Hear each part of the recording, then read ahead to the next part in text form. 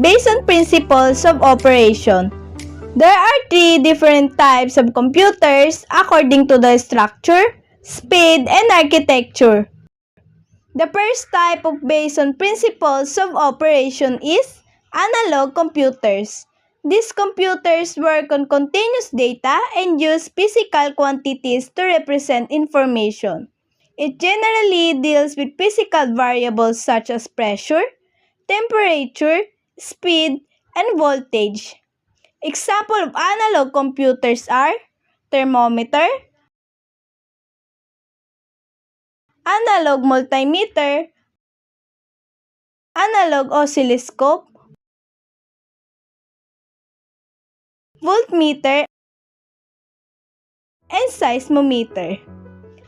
The second type is digital computers. It operates on digital data such as numbers. It uses binary number system in which there are only two digits, 0 and 1. Each one is called a bit.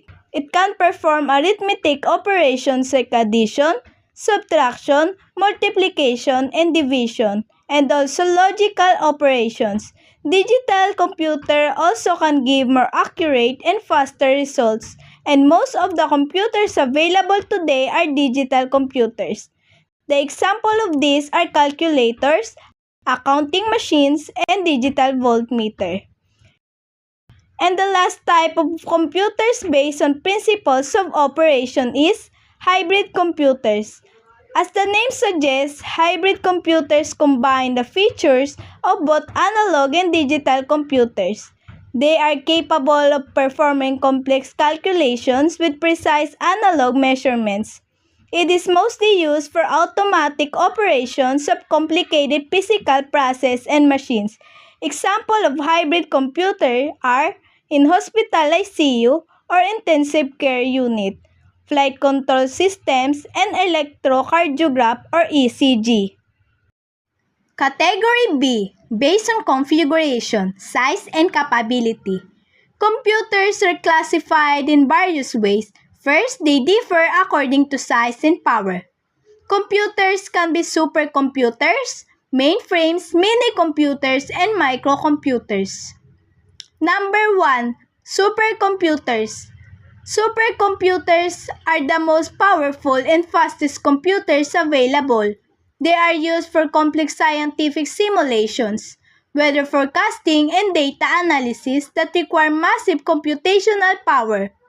Examples of supercomputers are GRAPE or Gravity Pipe. It is used for gravitational computations. Anton. Anton is used for studying molecular dynamics. And last, Cray-XT5.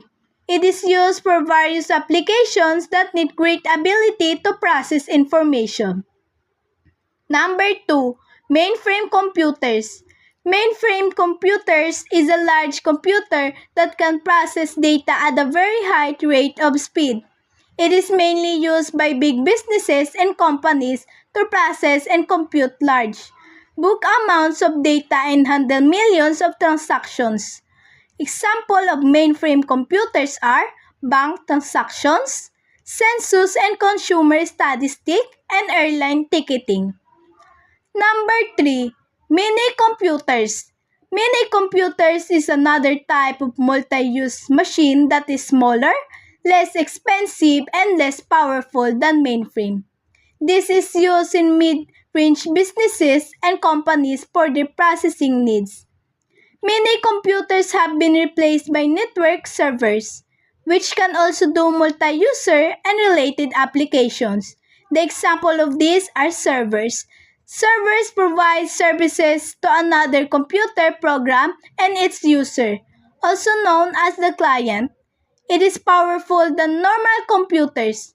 Server hardware also differ from desktop hardware in terms of its form factor. Number 4. Microcomputer. Microcomputers is probably the most popular kind of computers. The invention of microprocessor or single-chip CPU gave birth to much cheaper microcomputers. They are further classified into different types. Desktop computers, laptop or notebook computers, tablet computers, smartphones, PDA computers, game consoles, modern TVs, and last, wearable computers.